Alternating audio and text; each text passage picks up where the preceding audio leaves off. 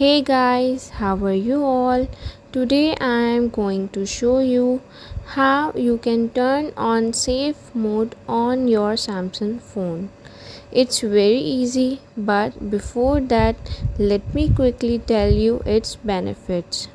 When you turn on safe mode, only the pre-installed system apps will work and you will receive notification only for those apps. All third-party apps will be temporarily disabled.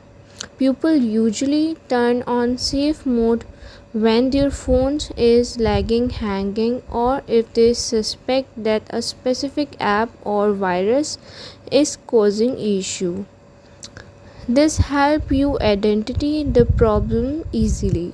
Now let's see how you can find and enable safe mode. But before we start, make sure to subscribe my channel Zonic Tag. You don't miss any upcoming helpful videos. First, go to settings on your phone. Then you will see many options, but you need to tap on modes and routines. After that, scroll down and you will find the safe mode option. Simply tap on it and turn it on. And that's it. This is how you can easily enable safe mode on your Samsung phone.